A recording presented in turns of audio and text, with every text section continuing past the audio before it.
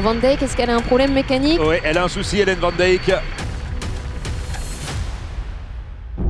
Bienvenue sur la deuxième édition de l'Enfer du Nord version féminine. 6 mois après une première édition dantesque, le peloton féminin est de retour sur les pavés.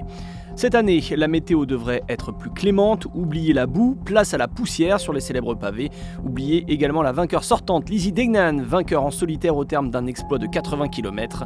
La Britannique a mis sa carrière entre parenthèses car elle souhaite avoir un deuxième enfant. Marianne Vos, elle, a dû rester à quai après un contrôle positif au Covid avant le départ. Pas question d'étoffer son énorme palmarès pour la néerlandaise, deuxième l'an passé. En revanche, on reprend un programme copieux au départ de Denain, direction Roubaix. Cette année, plus de kilomètres et plus de pavés. 17 secteurs pavés, soit 29,2 km, pour 8 km de chemin non goudronné en plus. 124,7 km au total et un final qui reprend le tracé masculin sur les 85 derniers kilomètres. Pour certaines, ce sera une découverte. Pour d'autres, l'excitation de retrouver les pavés se fait sentir avant le départ.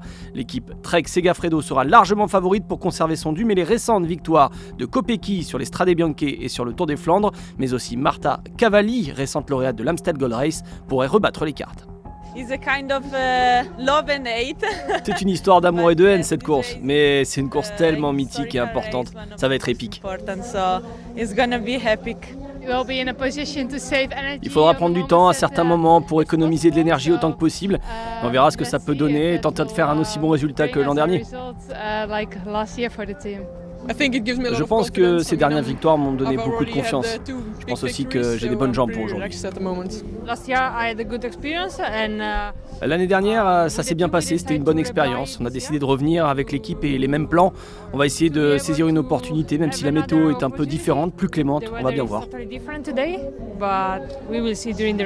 L'année dernière, c'était déjà très nerveux, je pense que cette année, ça le sera aussi. Donc être placé avant le premier secteur et ensuite garder sa place pour tous les autres. Et voilà, essayer d'accrocher le bon wagon. La course débute sur un circuit autour de Denain, comme l'an passé. Cette fois, un tour supplémentaire est parcouru avant les premiers pavés. Course électrique, il faut rester placé. 5 filles ont pris les devants.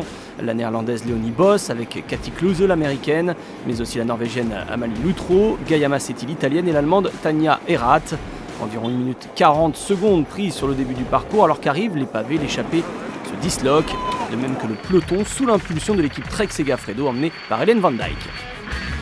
Petit à petit, Tanja Erath est la seule à survivre à l'avant de la course alors que les crevaisons et les chutes s'additionnent dans le peloton et quelques favorites sont touchées. C'est le cas de Van Dijk dont la coéquipière Chloé Hosking va aller au sol à 61 km de l'arrivée. Erath va être reprise par le peloton. Cavalli, qui a déjà chuté en début de course, va aussi devoir changer sa roue. Bref, les pavés commencent à faire des dégâts. Dans le secteur 12, sous un soleil de plomb, la championne de Belgique se découvre, Lotte Kopecky, qui décide de passer à l'attaque. L'accélération est brutale. Marta Bastianelli de l'équipe UAE parvient à prendre sa roue. Il reste environ 50 km. La championne du monde de cyclocross 2021, Lucinda Brandt, parvient elle aussi à faire la jonction quelques instants plus tard. On retrouve un trio en tête.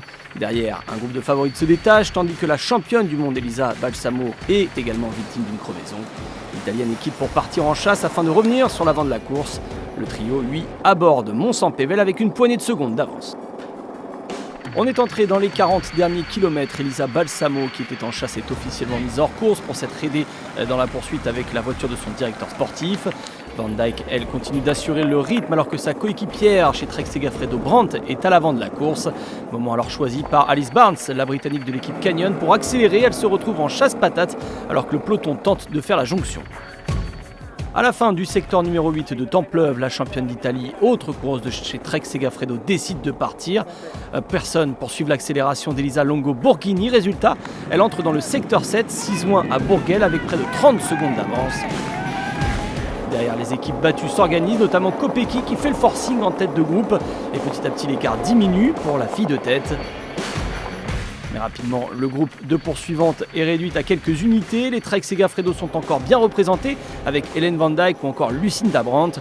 Kopecky retrouve Chantal Vandenbroek-Black pour tenter de ramener le groupe dans le secteur du carrefour de l'Arbre. Cavalli est bien présente. On retrouve Chabel, la Suissesse, ou encore Mackay de l'équipe DSM. L'Italienne Longo Borghini, elle a toujours une trentaine de secondes d'avance alors que l'on est entré dans les 10 derniers kilomètres de la course et qu'il ne reste que 2 petits secteurs pavés.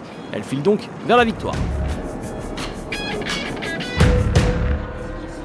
Pénètre à leur tour sur le Vélodrome. Oui. Sur le Vélodrome, effectivement, le groupe pour la deuxième place, alors que nous on suit bien sûr le Tour d'honneur, on peut l'appeler ainsi, d'Elisa Longo Borghini.